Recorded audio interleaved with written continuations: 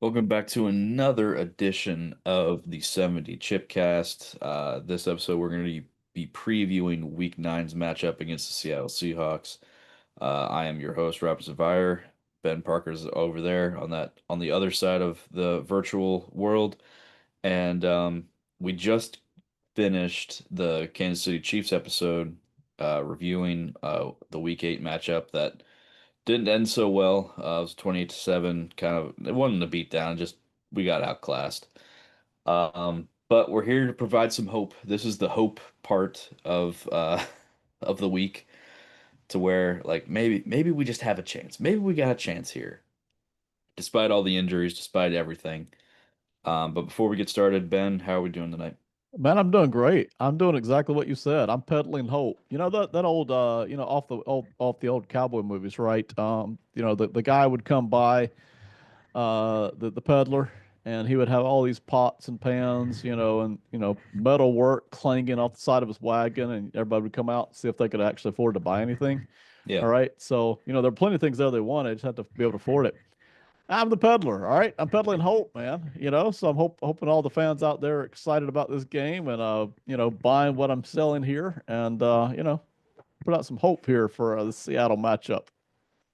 So how much are you selling that beat up pot and pan for that you just used to cook breakfast for you this morning, and then but previous to that you found it on the side of the road? How much are you getting for that?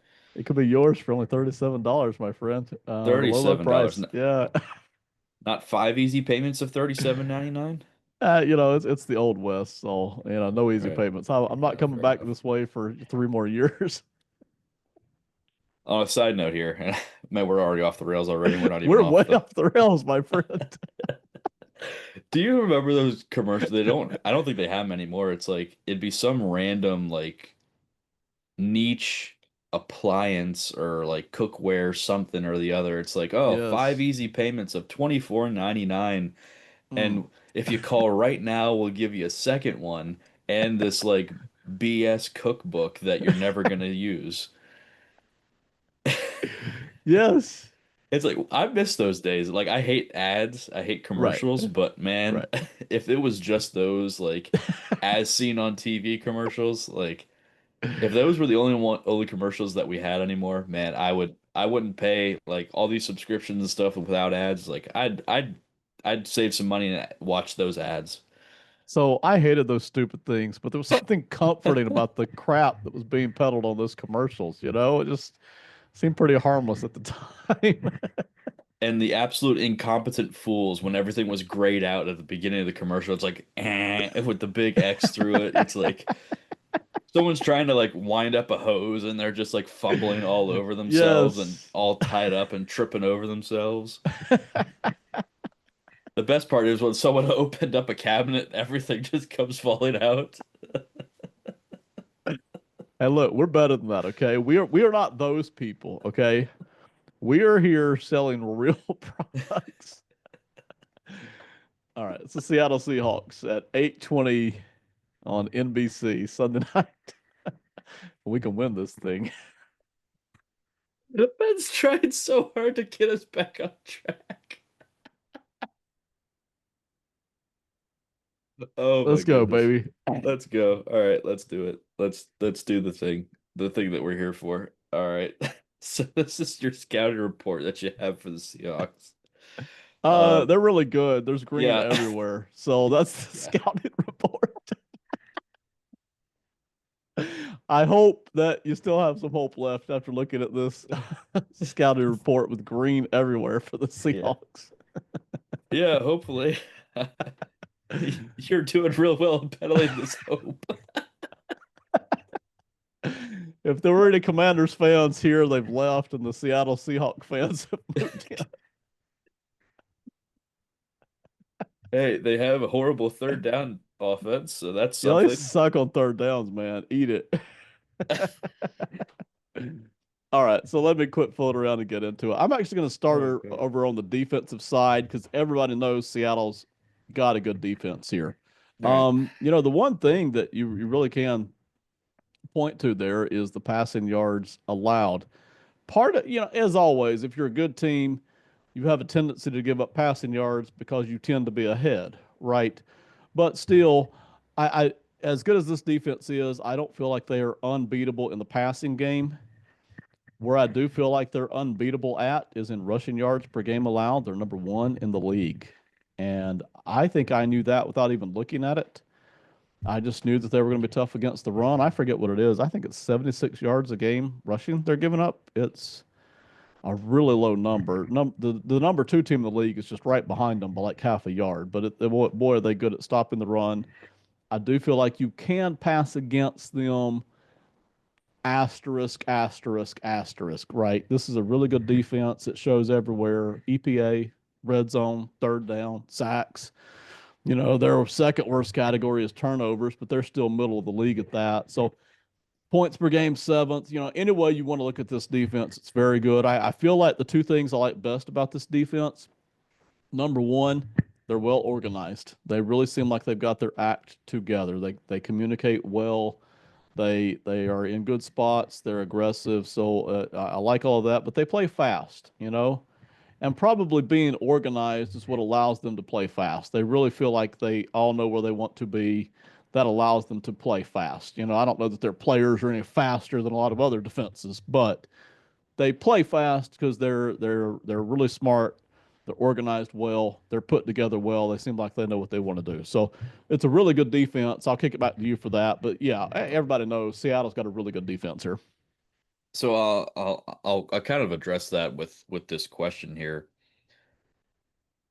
Based on what you have the grades wise on the positions, it looks like an average to an above average team based on that, right? Right. And what you said about the defense, offense, we'll get to here in a second, but they are in first place right now at a five with a 5-2 record in a very heated NFC West race Yeah. right now. I mean, obviously, so I would imagine someone's going to separate themselves eventually, and it might be Seattle, might not be. But what through 7 games has been their kind of secret sauce? And maybe you've already alluded to with the organization and so forth, but with based on again, I mean, it's a slightly above average team, but they're playing elite in a lot of different areas. So, what do you feel like their secret to success is early on in the season here? I really do feel like it's the coaching staff because when you look and listen, all the position groups here are either fine or good. Right, because you're looking down there on the Seahawks grade, and you see the defensive tackle, defensive end, all of that. So but some of them are more pedestrian than I expected when I headed into this scouting report section here. It is more pedestrian. It does seem to start this year. I'm not saying last year necessarily. This year, it really seems to start with the defensive tackles. You see, I've got them rated a B minus there, but they are tough against the run. Byron Murphy, Jerron Reed, and Leonard Williams.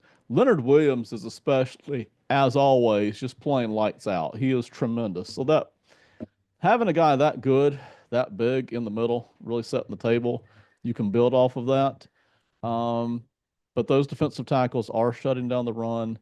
And then it's a very athletic secondary. They are tough, they are long. So you've got kind of two things stacked on top of there.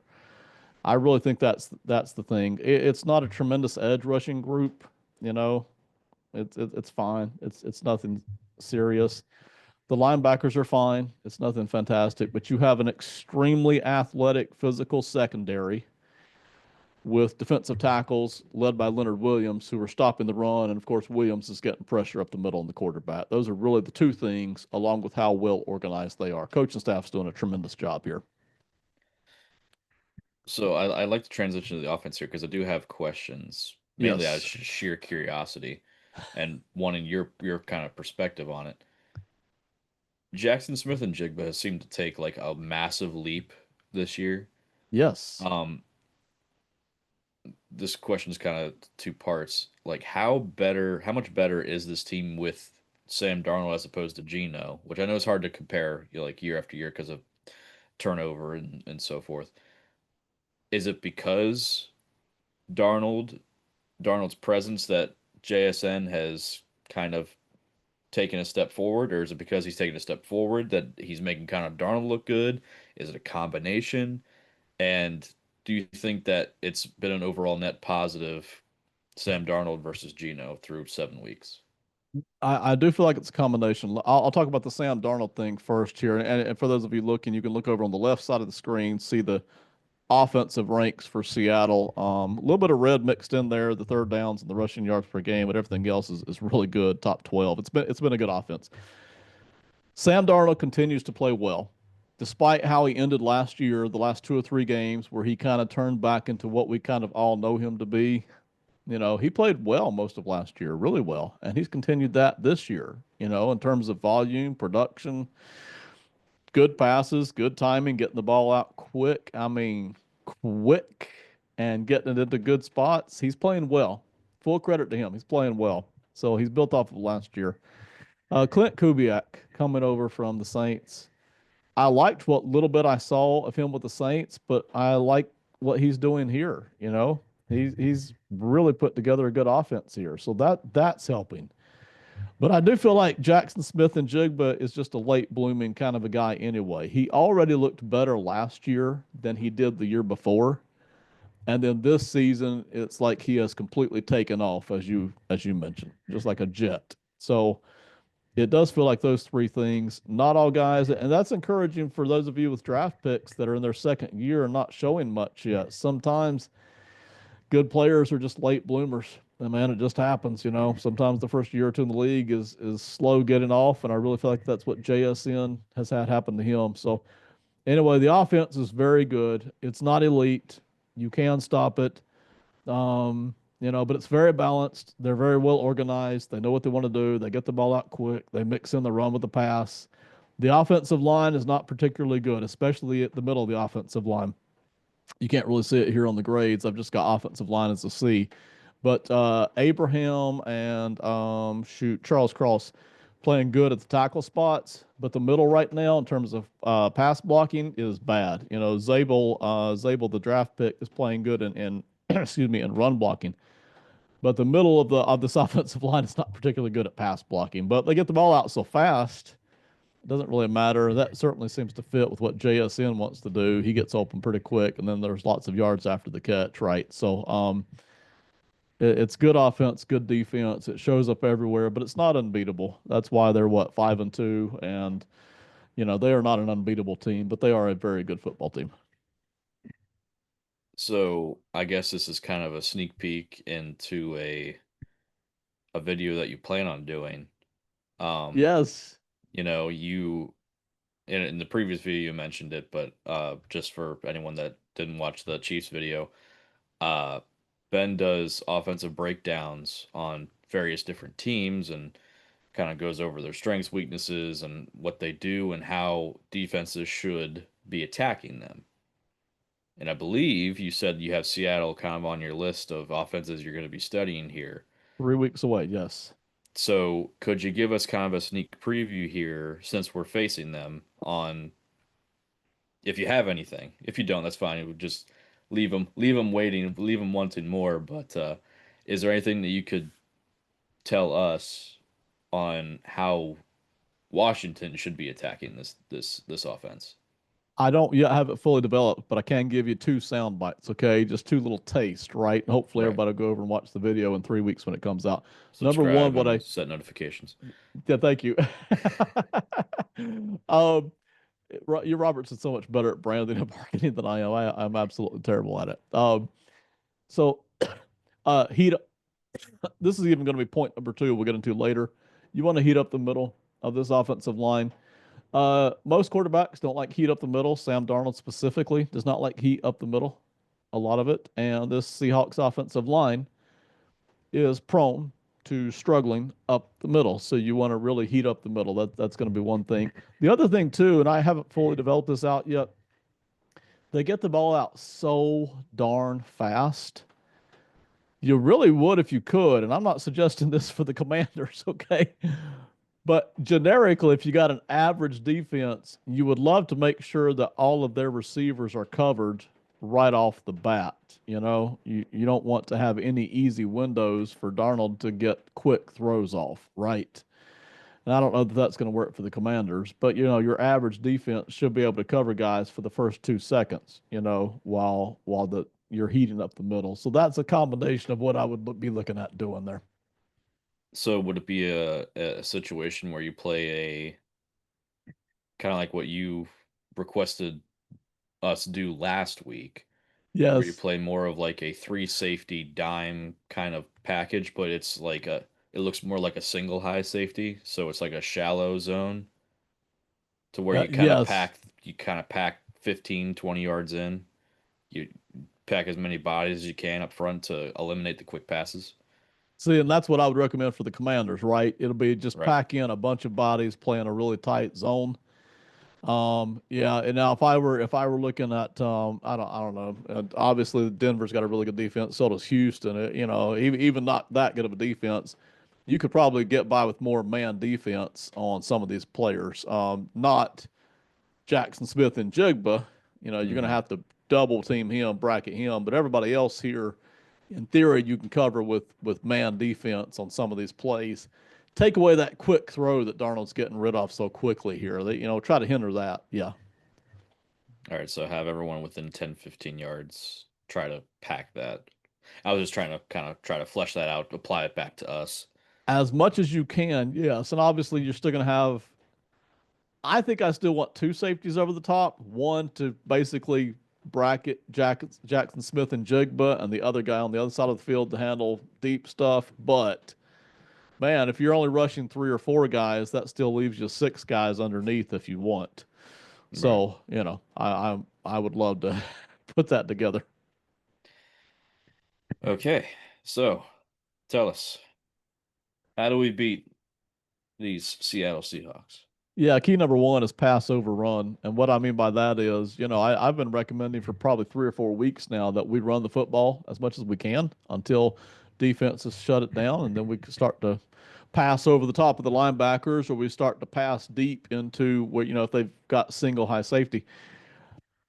I don't think we're going to have any success running the football on Seattle. And I'm not suggesting that we abandon the run completely, but I would not try to run the football on first downs here.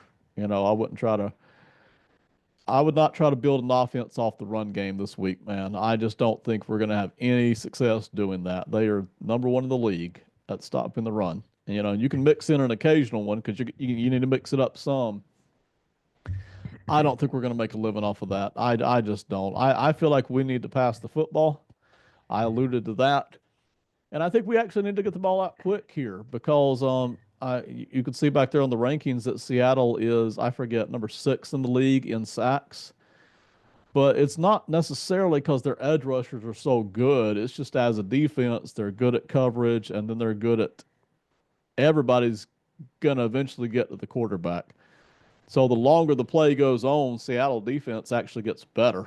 It doesn't break Hmm. down, it gets stronger. That, excuse me, that secondary starts to really hone in on where all the receivers are going to be on that particular play after about a second and a half, 2 seconds.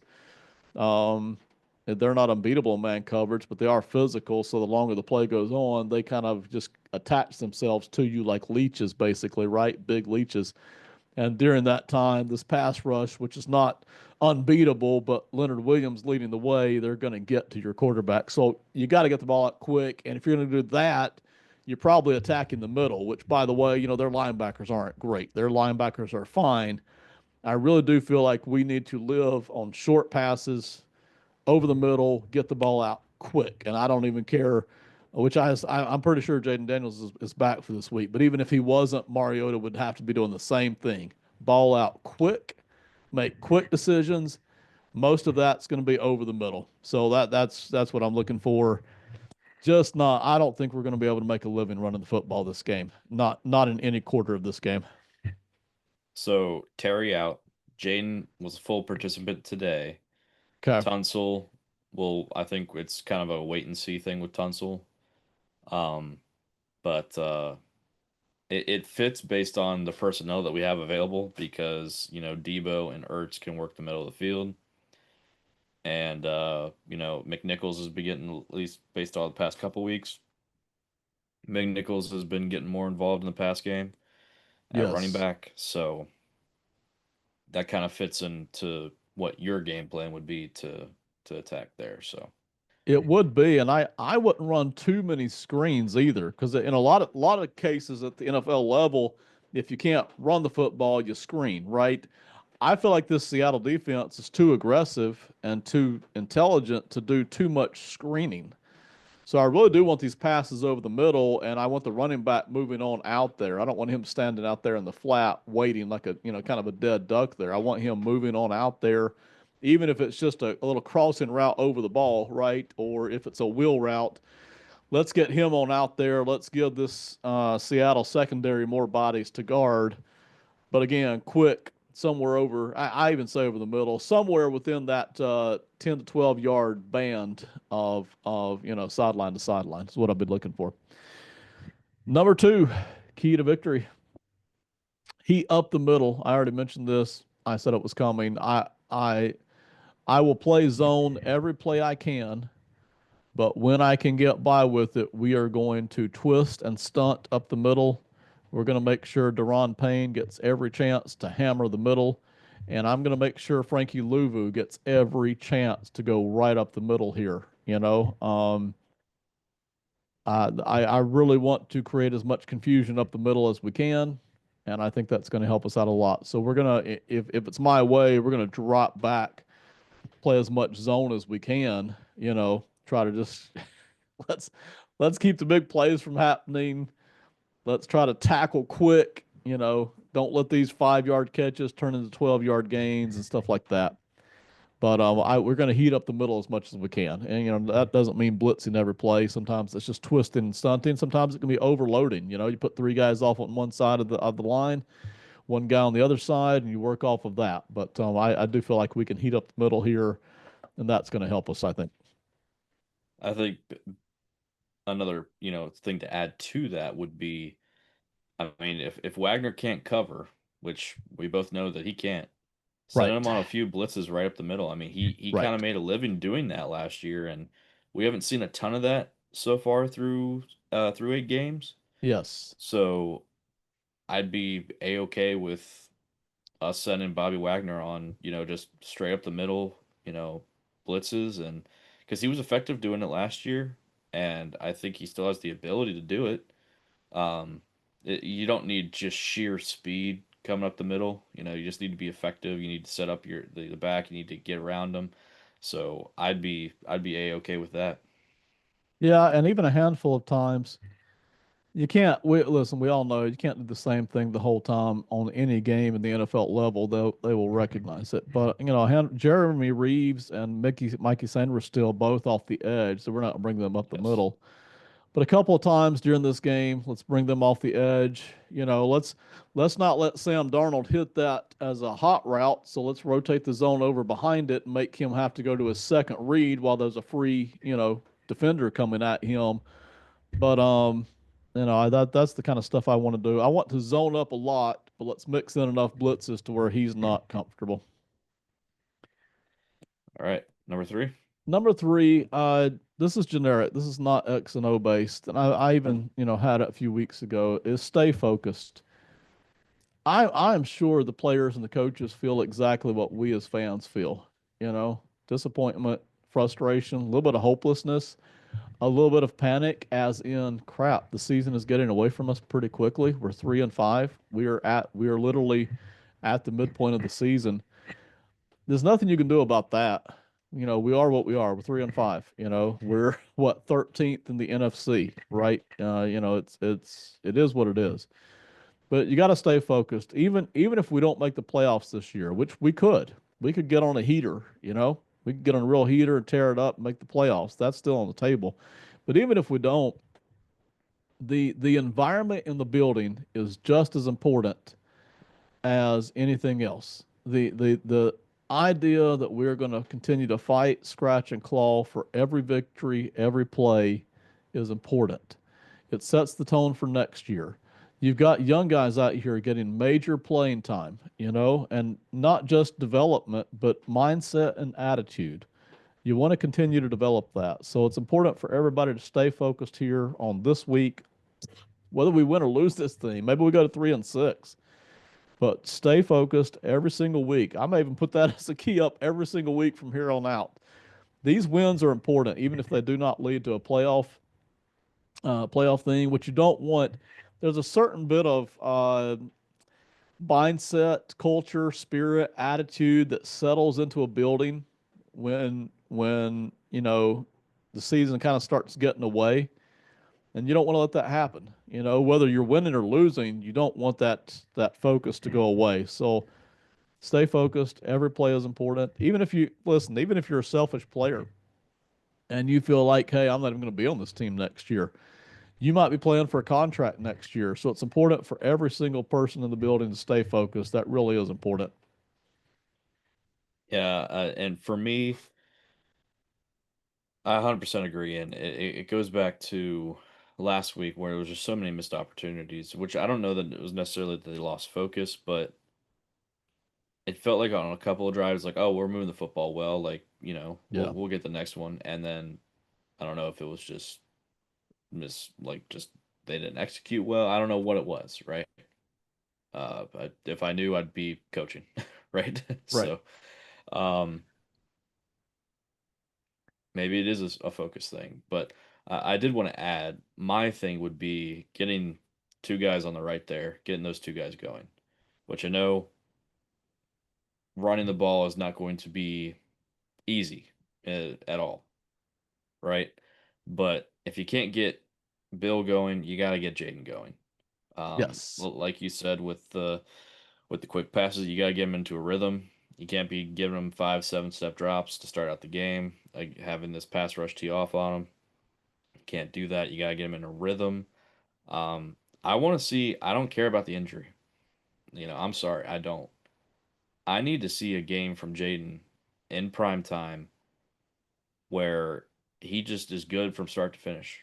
I'm not looking for spec. I'm not looking for elite. I just want Jaden being Jaden for 4 quarters, start to finish.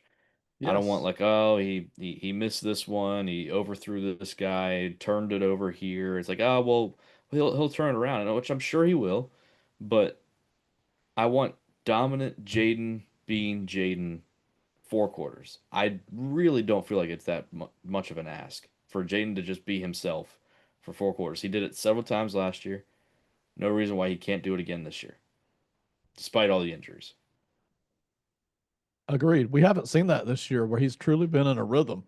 We've seen some plays, and we've even seen him kind of his energy help carry the team to a victory. I felt like against the Chargers, but we haven't seen a game where he's been in rhythm. Listen, I don't necessarily know that he's ever going to be the most efficient quarterback. Say 80, turn out a 300-yard passing game with only 5 incompletions. I don't know that we're ever consistently going to see that out of him. I don't need to. I do need to see him complete a lot of passes, convert first downs, pick up a few with his legs. But let's really get this, let's get this passing game moving here. We need to be aggressive. At 3-5, there's no reason not to be aggressive. And I'm not suggesting being stupid, but there's no reason to be conservative in a game like this, right? So at Right. every chance, we need to challenge Seattle.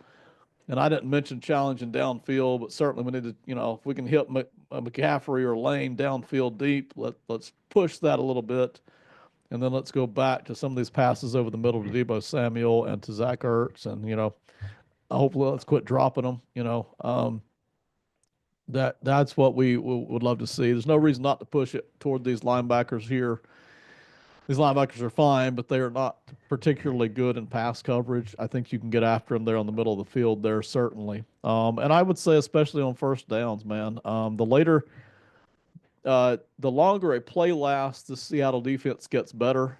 But the deeper into the downs you get, they get better too. So they're better on second down than they are first. They're better on third down than they are on second. You really want your first down plays to be good plays here, man. Just bring your best stuff. Don't save your best stuff for second and third down. Let's put it out on first down. Let's get ahead of the chains, and that will start to slowly help you on offense as well.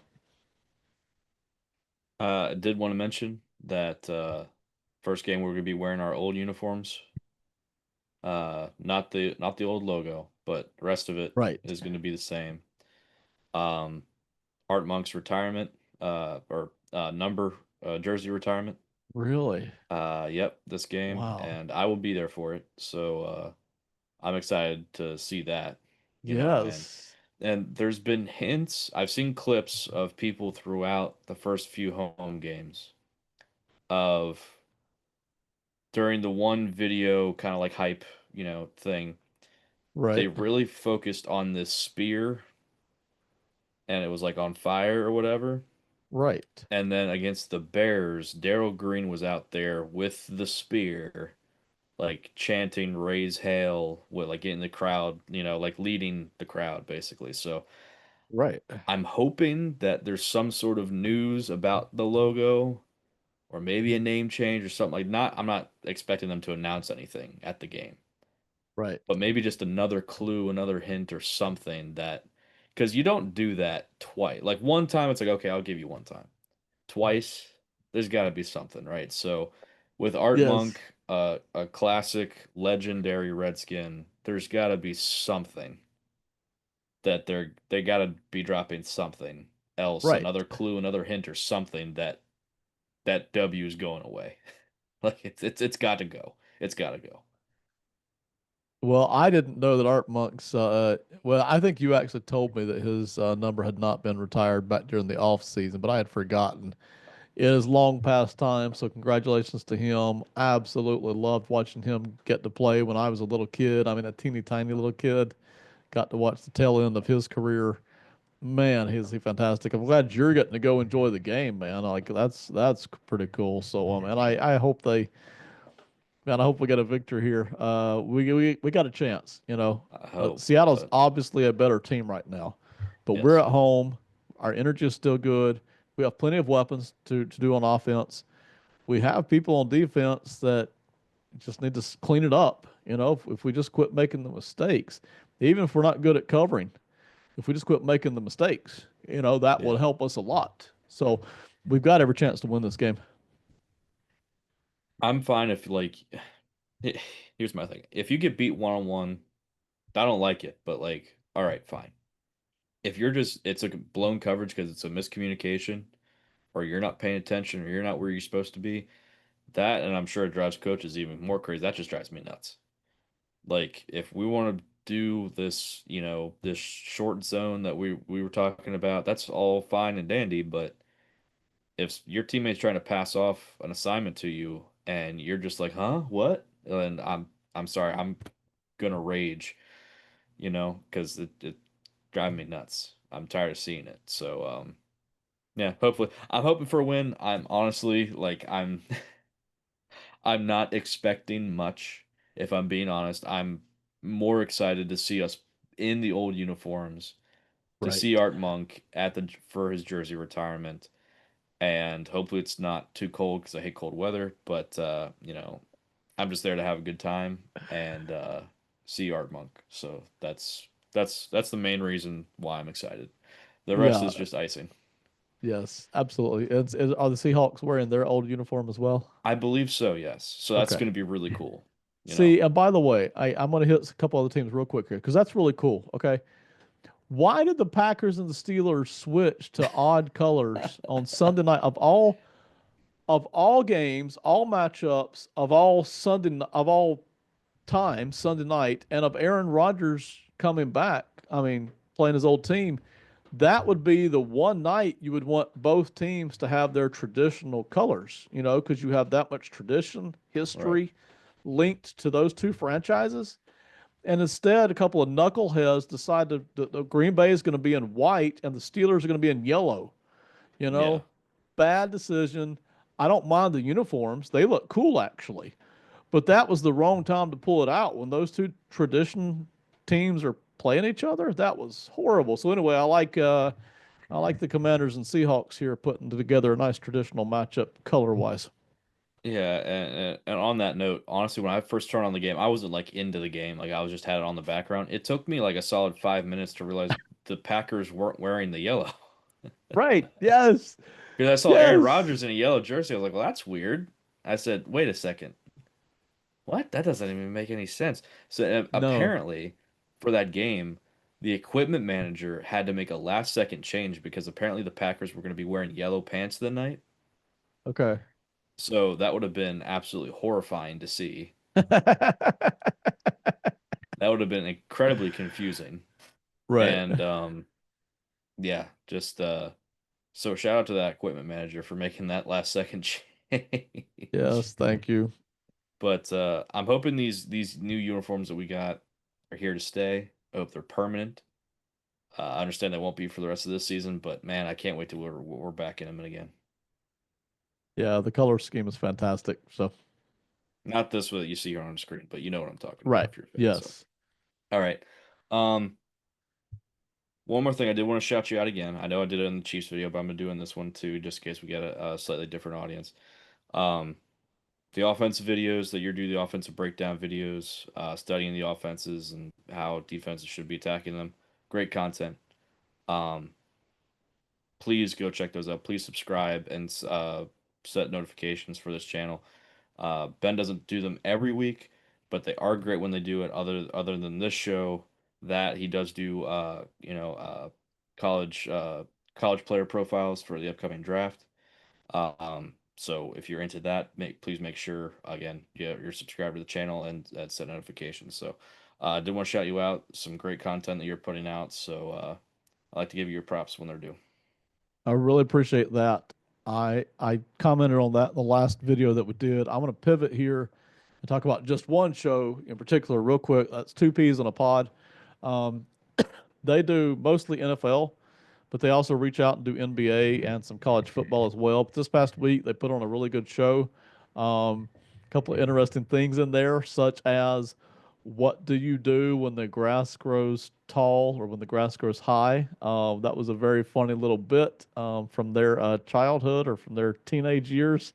So go check that out. And then they did a very good job too on covering the upcoming NFL slate for this week. So that's Peyton and Parker, the two brothers, Two Peas in a Pod. So that's on Apple and Spotify. All right. Thank you all for listening so much. Again, make sure you're following Box Score on YouTube, subscribe over there, and also make sure you're subscribed here in this channel. So we will see you all next week, hopefully with a 4-5 record Hmm. and after a solid win in prime time. Hope everybody. Hope. That's what we're selling.